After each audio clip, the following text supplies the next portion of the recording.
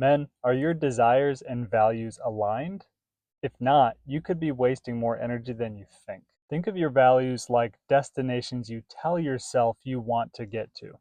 Desires, on the other hand, are things that you naturally feel gravitated towards. If you tell yourself that you want to get to the top of the mountain, but you're naturally inclined to walk downhill because it's easier, you're never going to reach the top. This can show up in a lot of ways. You value health and fitness, but you desire pizza, cake, and ice cream. You can value your marriage, but desire to look at pornography. It can be really exhausting to try and walk in two different directions at once.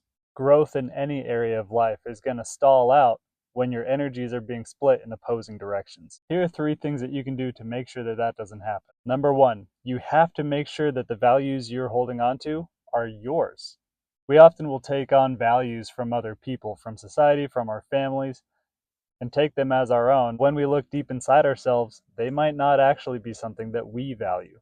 Here's how to know the difference. If it's a value that we have taken on from somebody else, the story that runs through our head is that it's something that we should do. I should eat healthy. I should exercise. I should this. I should that.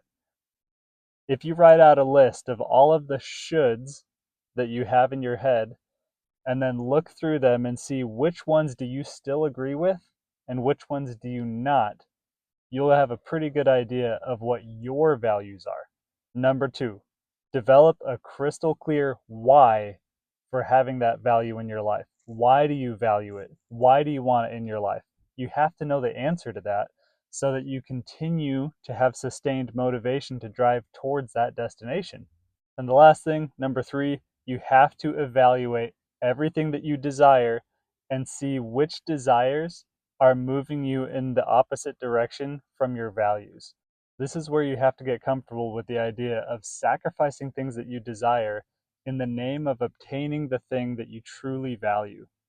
And to do that, you need to be fully aware of why chasing that desire is undermining your ability to accomplish the bigger value. It requires honesty and courage to look at those desires and to see how they are distracting from your true values.